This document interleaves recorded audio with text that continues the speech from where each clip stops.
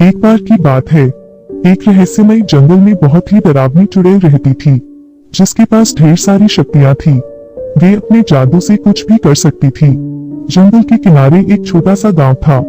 उस गांव के लोग उस चुड़ैल से बहुत डरा करते थे।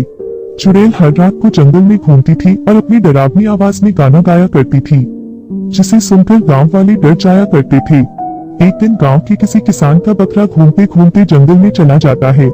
उधर चुड़ैल रोज की तरह अपना गाना गाते हुए जंगल में घूम रही होती है, लेकिन तभी उस बकरे को जंगल में घूमते हुए देख लेती है और बोलती है, इस बकरे की इतनी हिम्मत, जो मेरे जंगल में घुस आया, इसको तो मैं अभी बताती हूँ। वह चुड़ैल अपनी शक्ति से उस बकरे को एक बहुत ही बुरा बकरा बना देती है और उसको अपने घर लेकर चली जाती है। एक दिन जब चुड़ैल सो रही होती है, तभी बकरा बाहर निकल जाता है और घूमते घूमते वह गांव में चला जाता है। गांव के लोग उसे देखकर डर जाते हैं और उसको पत्थर मारकर भगाने लगते हैं। यह जरूर चुड़ैल का भूतिया बकरा है। हमें जल्द ही कुछ करना होगा, नहीं तो यह पूरे गांव को बर्बाद कर देगी। तभी गांव वाले एक तांत्रिक को बुलाते हैं। बाबा जी, अब हम गांव वालों की जिंदगी आपके हाथ में है। आप हमें उस डरावनी चुड़ैल से बचा ले। आप सब चिंता ना करें, मैं इस चुड़ैल को अपने बस में करके बोतल में बंद कर दूंगा और फिर उस बोतल को समुद्र में फेंक दूंगा। यह कहकर तांत्रिक जंगल में उस चुड़ैल को ढूंढने चला जाता है।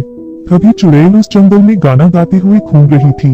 तांत्रिक के चलने की आहट जैसे ही चुड़ैल के कानों में पहुंचती है, तभी वह गाना गाना बंद कर देती है और बोलती है, यह कौन है जिसने मेरे जंगल में घुसने की हिम्मत की।